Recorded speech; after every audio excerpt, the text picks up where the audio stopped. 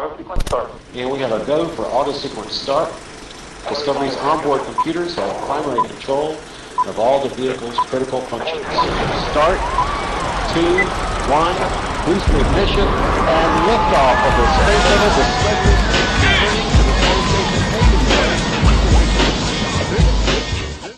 Welcome to the Launchpad. I'm your host, Harry Washington, and today's show is focused on the importance of mentoring.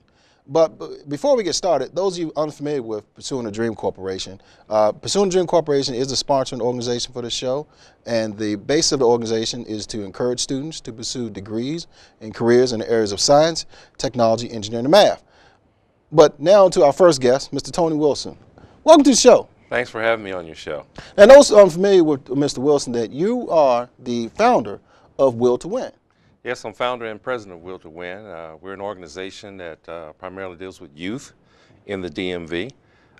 We were founded in 2002, and we have since formulated a board, and we have our officers in place, and we're here to service the youth here, particularly in Bowie. Now, what is the mission of Will to Win? Our mission is to identify students and develop who are developing and achieving at the highest levels in life. We do this through our mentoring, our education, and our training programs. And we work with kids from ages 10 through 21. Okay. And why was sports used as the platform? Well, sports is a platform. First of all, I'm most familiar with sports. I played sports in both high school and in college. Okay. I have a strong athletic foundation, my family, and a little plug for my cousin Russell Wilson, who plays for the Seattle Seahawks. So it's been a foundation because we find that a lot of the athletes are natural leaders. Okay.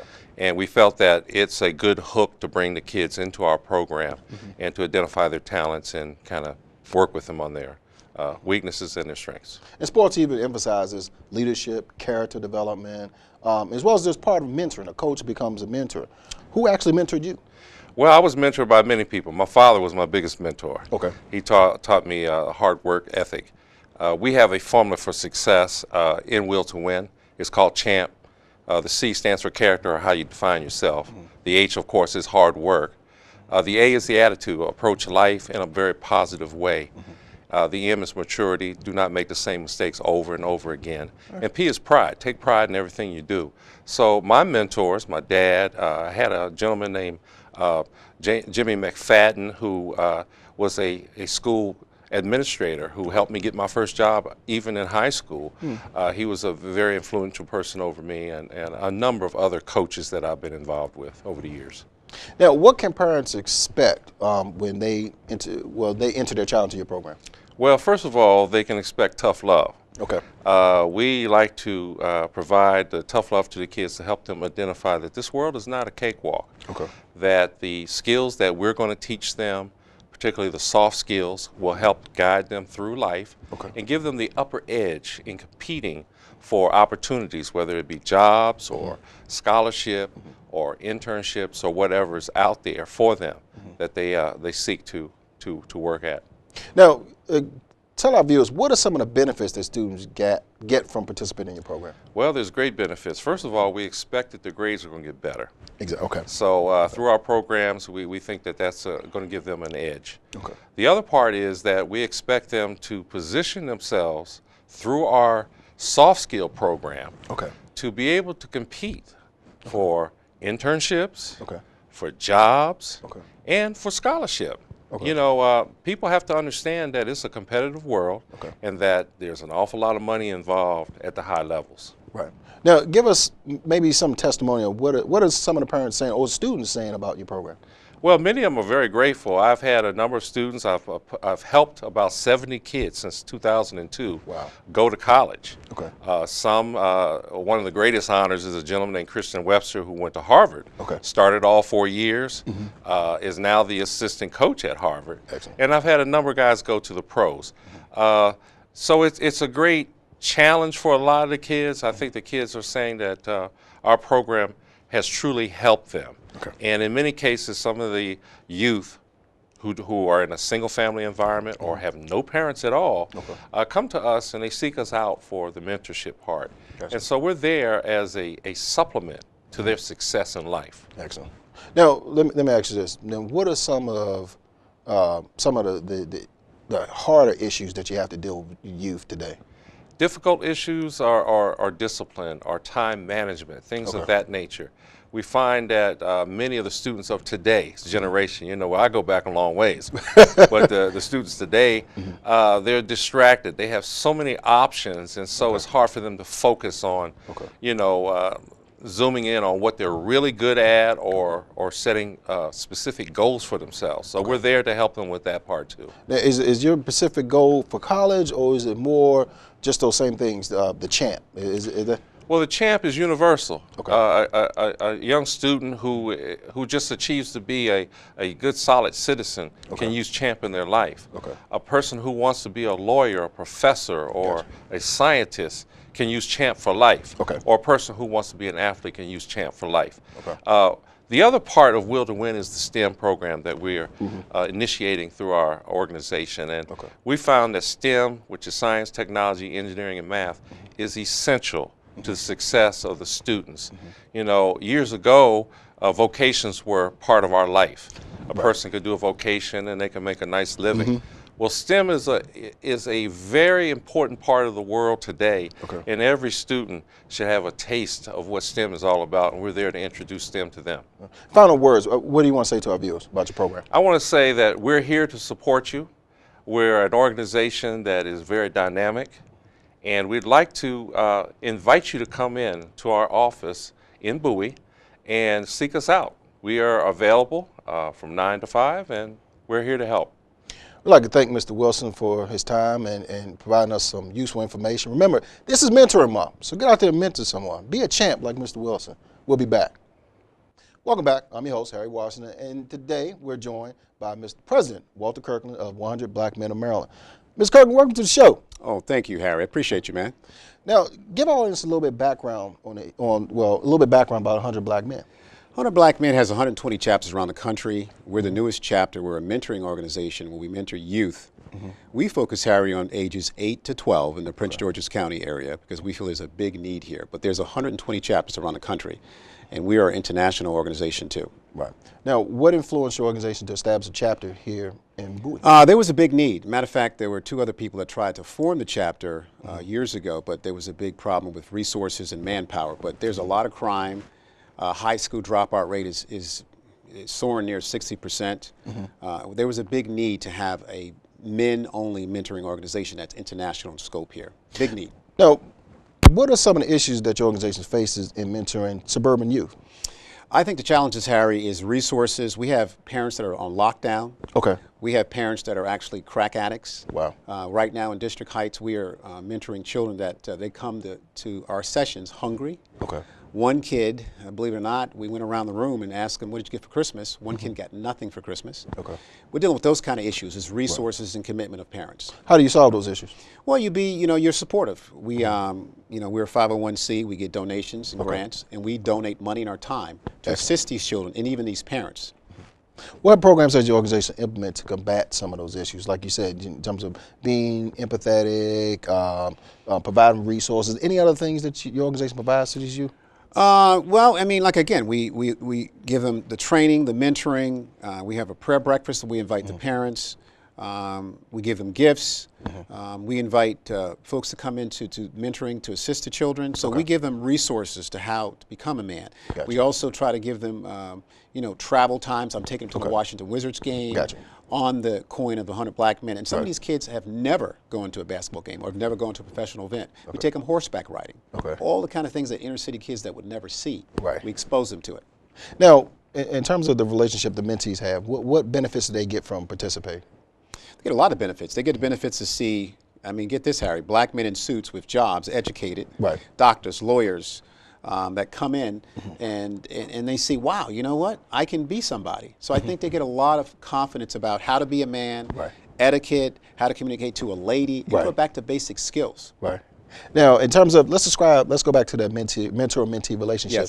Provide our audience just with an idea of what that relationship looks like. It looks like right now we're at District Heights Elementary on Fridays between 2 and 3. And we have a group mentoring, not on one-on-one. So we have roughly 3 or 4 men like myself mentoring 12 to 15 kids. So it's called a group format. interact, presentation skills, and but not on one-on-one, because there's Okay. one-on-one, there's group. Okay. We find it's more effective for group mentoring. Why is the group more effective? That you feel? I think because, see, you have more exposure. One-on-one, there's more legal aspects. I'm sure. Pedophile and Exactly. parents, and so it's safer to do the group format. Exactly. So we think that's a better format, and everybody's out in the public. It's just a safer environment. Right. Now, what has happened is I've actually, in a short period of time, have a tremendous rapport. Matter of fact, I'm taking 3 kids to the Patriot Center tonight. Excellent. Actually, they're having a pre-Madden Super Bowl gaming at Henry Wise High School. Okay. I'm taking actually 4 of the children that I know the parents very well. Okay. That they're almost like family. But you got to be really careful with that one-on-one. Right, Because, you know, right. kids will accuse you. We're in a different world, Harry, right Very now. true. Very true. So we're very cautious with that. How long is that relationship? Give us a long. What's the duration of that mentor-mentee relationship? Well, right now the mentoring again is on Fridays from 2 to 3. Okay. But these kids will call me. You know, we'll take them out for ice cream. Okay. It really depends on the child. Okay. Some kids are more receptive to it. Some kids fight it. They drag themselves to get in there. Gotcha. But what I'm finding is these kids are really enjoying. What I'll do is we'll have them do presentations and as monetary awards. So the best presentation gets $5. Excellent. You know, we all like money, Harry. Of course. But the kids are starting to thank us. Thank you, Mr. Kirkland. Initially they were kind of, you know, nonverbal communication, leaning over, angry, why are we here? Right. And it's good to see that. And the moms are thinking and calling us because they're seeing positive imagery every single week. And that Excellent. makes me feel good. What are some of the testimonies? I'm always asking guests, what are some of the testimonies you get from students that have participated in your program? Testaments are when they actually call, when they tell a friend of a friend, or when their parents, like I just said to you, when they call me and say, hey, Mr. Kirkland, thank you for the program. Right. And matter of fact, we had some snow the last Yes. couple times. Well, the class was going to be canceled. The kids were saying, can we still meet at a different facility? Wow. Even though there was no school. So that tells me that they're really looking forward to it every single week. Describe any current initiatives current or future initiatives that your organization is going to We have. have 2, Harry. We have the prayer breakfast. It's April the 12th at the District Heights Municipal Center. Okay. And we're going to have Joe Coleman, the lead singer of the Platters. We're going to have several singers. And that is our marquee annual prayer breakfast, April 12th at the District Heights Municipal Center. We're also going to have the Tommy Smith track meet, the guy that was on the Olympics with the black glove. Right. He has an annual track meet. We're going to be doing that in conjunction with the 100 Black Men of D.C., and that's going to be May the 3rd, if I'm correct. It's a Saturday. Okay. So those are the 2 events, but that prayer breakfast is real critical. We'd like the viewers to come out and support us on that day, April the 12th. Okay, give me the date again. April the 12th at the District Heights Municipal Center in District Heights, Maryland, from 8 to 11. Okay. Any final words, Mr. Kirkland? I want to thank you, Harry, for what you do and your professionalism. Thank you. We are really excited about helping the children in Prince George's County, and I hope you guys will support us in our plight and just keep up the great work. God Excellent. bless you. Excellent. We'd like to thank Mr. Kirkland for coming. We'll be back. Welcome back. I'm your host, Harry Washington, and we're joined today by Ms. Lisa McClure of the Girl Scouts. Welcome to the show, Ms. McClure. Thank you so much for having me. Now, give our audiences a little bit of background. What exactly do you do at the Girl Scouts? So I'm the STEM specialist, and I do basically all of our science and technology program with the Girl Scouts of Central Maryland. Half of my time is usually spent in schools. Okay. We do a lot of in-school programming, so working with girls in inner city Baltimore and then in Baltimore County as well. Okay. We do 1-hour programs based on various STEM topics or science topics Okay. For an hour a week for 6 weeks. Okay. So that's a large portion of my time.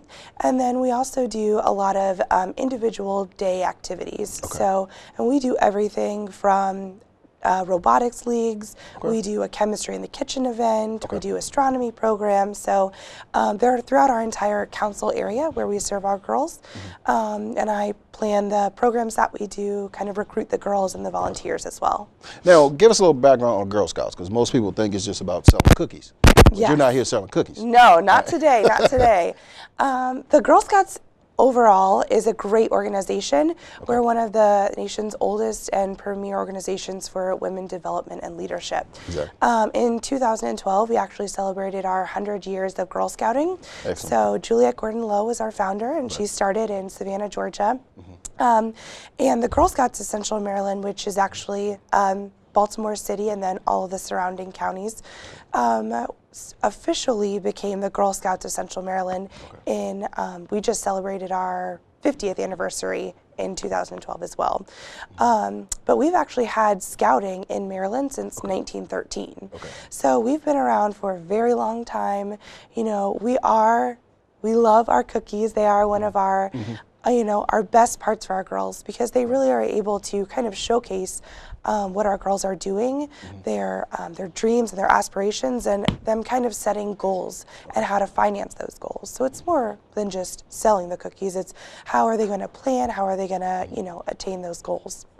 But besides the cookies, it's much more than that, and we've really kind of grown in our organization over the past couple years. We have several different kind of areas that we focus on now. We're very big into STEM, financial literacy. We focus on all K through 12 literacy. So we've just really kind of exploded, and we're really providing for the leadership of today. Right. You're kind of dispelling some of those beliefs that people have that the organization does more than just one thing. Right, exactly. A lot of people kind of, when they think of the Girl Scouts, think of us as cookies, crafts, and camping. Right. And those are amazing parts about being a Girl Scout. We love camp. Girls come back summer after summer after summer. They do archery, they do swimming, they go on horseback riding trips, they go on excursions, they do tons of different things. So those are still big staples of the Girl Scouts, but we're just adding many more things to kind of meet girls where they are today. We know that sometimes girls might think, you know, Girl Scouts can be dated, but we're really stepping up to meet our girls where they are in terms of technology, in terms of where they want to go, and taking on leadership roles and becoming the women who are going to really change our world for tomorrow. Take us through the process. What is the process for a girl becoming a Girl Scout? So there are several different options on how girls can become a Girl Scout. The most common and the most well-known is through a troop. So we call this different pathways of becoming a Girl Scout. So girls, if they're interested, we have several different troops throughout all of, you know, the entire country, even internationally. If they want to start a troop with their friends, if they just moved to a new area, they call us and we can kind of set them up with a troop in their area. However, we do have several other pathways for girls to become Girl Scouts. One pathway is called our travel pathway. We have a great program set up where if girls are really into travel and exploring the world, they can join up with a group of girls from across the nation who are going to maybe take a trip to Costa Rica and learn about the biodiversity of, you know, the tropical rainforests, or they can do a leadership course in India at one of our world centers there. We also have pathways that allow girls who are interested maybe specifically in camp or in STEM. If they just want to come to a single STEMmed event day, they can sign up through the Girl Scouts and they can just do single events, or they can do camp as well. So it's not limited as it was in the past where you had to be in a troop and you have to do, you know, all these different things. There's so many options. They're really kind of open to lots of different girls who are in different situations. What are the benefits of being a Girl Scout? There are tons of benefits. I think that Girl Scouts is just a great organization to allow girls to become who they want to be. Our mission is to build women of courage, confidence, and character to make the world a better place. And that, you know, it might sound idealistic, but we want to empower women to really take a hold of who they are, what they believe in, and to go for it.